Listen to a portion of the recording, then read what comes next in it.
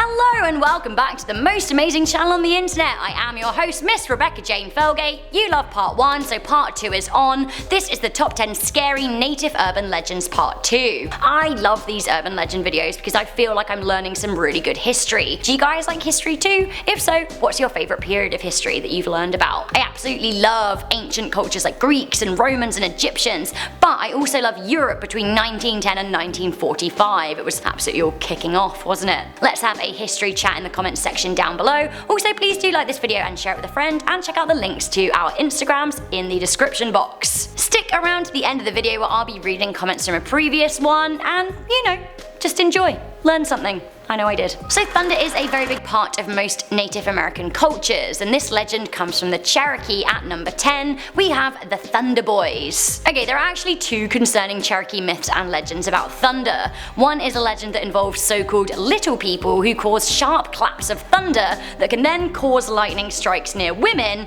which then, in turn, causes them to be impregnated with another little person who's destined to be born and continue the lineage of small thunder people forevermore. Creepy, right? The most popular legend is of the Thunder Boys though, the sons of the first man who live in the Earth's cliffs, mountains and waterfalls. The Thunder Boys bring rain which also bless the Earth, but they can also choose to harm people and bring about mischief. I love a bit of mischief. How about you? Next up, a legend that is very close to my adopted home in Toronto. Coming into number 9, we have the Dragon of Lake Ontario. According to the Seneca people, there is a fire-breathing dragon that lives in the rivers and lakes of Canada, but most prominently in Lake Ontario, so I better watch out when I'm on the Toronto Islands over the summer. I might be snatched up by Gasienditha. Yes, it's a tongue twister and a big monster. Gasienditha was thought to have travelled to Earth in a meteor and landed in the lake that sits amid the border of the USA and Canada. The story of the dragon permeates both Native American and early settler history. Back when Toronto was called York and Canada wasn't even its own thing yet,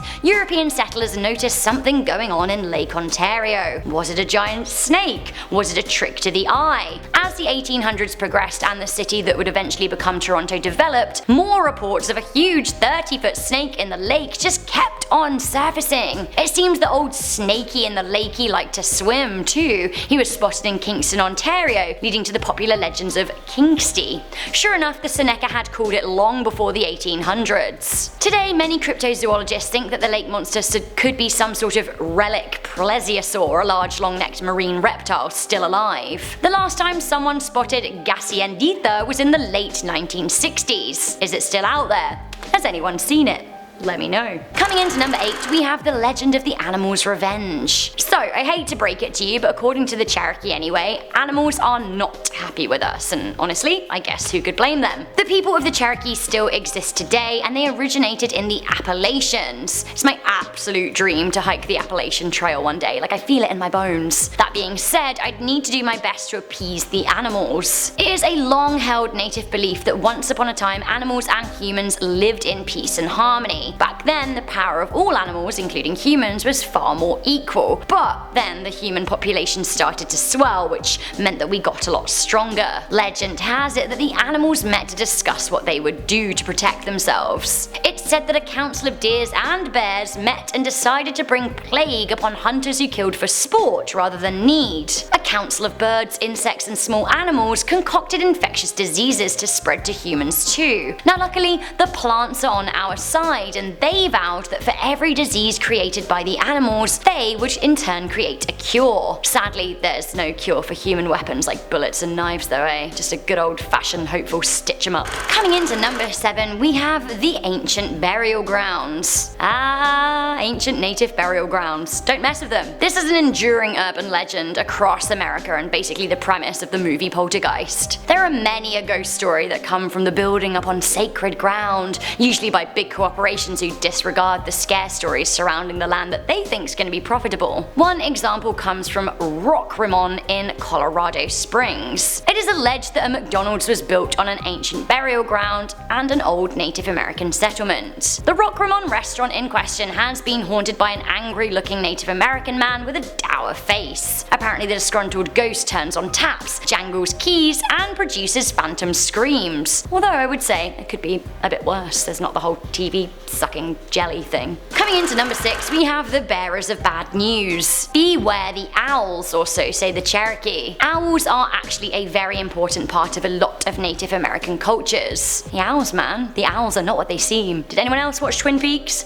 I personally love a good owl. It seems that the Cherokee people think that they're messengers, but not just any messengers. Owls bring about bad news or bad luck. For the Apache people, dreaming of an owl signifies an approaching death, and to the Cree people, answering an owl with a whistle and then hearing no response is another signifier of death. These owls, baddies. Coming into number 5, we have the ghost dance. The ghost dance is a relatively new religious movement that has been incorporated into a number of Native American beliefs. The dance was established in around the 1890s in accordance to the teachings of the Wavaka. The dance, which is still performed today by the Caddo of Oklahoma, is intended to reunite the living with the spirits of the dead, bringing the spirits back to fight white colonists and bring about peace and unity for the tribes. It is thought that by performing the dance, people can bring about a new world, which sounds nice. Coming into number 4, we have the ice giant CHENOO. The legend of CHENOO comes from the Wabanaki people, and it is somewhat similar to the legends of the Sasquatch or the abominable snowman. CHENOO is supposed to be a huge Bigfoot-like creature that lives in snowy plains. He was once a human who committed a horrible crime, which led to his heart freezing and him being turned into a troll-like monster who cared only to kill any human that he could find. All love and compassion is just a distant memory for this ice-cold baddie. Coming into number 3, we have the water panther. Ooh, this is another one from near my hood, although a lot of First Nations people across America believe in the water panther, not just the people of the Algonquin. I've been to Algonquin Park a few times, and I have to admit, it is pretty freaky at night. I wrote a whole blog post on my website about a night spent under a full moon in the park, which was actually very horrifying in many ways. But luckily I never encountered the water panther. The Cree, Algonquin and Shawnee people believe that there is a water monster, a giant-like dragon feline who dwells in rivers and lakes, who waits for humans to come close and then pulls them down and drowns them in the murky depths. The panther is said to have a tail that can hold stuff too, making it even better at killing. There is indeed a lake called Panther Lake in Algonquin National Park, which I feel like I should probably stay away from next time I do go back. I'd also probably stay away from Bandit Lake and Mouse Lake too, because ugh. Coming into number 2, we have the ghosts of Wounded Knee. The Wounded Knee massacre took place in Pine Ridge in Wounded Knee Creek on December 29, 1890. It seems that Spotted Elk, a leader on the US Army's list of troublemaking Indians, was stopped by officers who forced him to relocate with his people to Wounded Knee. The next morning, the US Army opened fire when one deaf member of a small Lakota tribe didn't relinquish his weapons. 23 United States soldiers died, mostly from their own friendly fire, and a whopping 153 Lakota, mostly women and children, were also killed too. These days it is said by those who still live and work around the cabins and community of Wounded Knee that they can hear the cries of women and children echoing through the canyon, especially in the winter.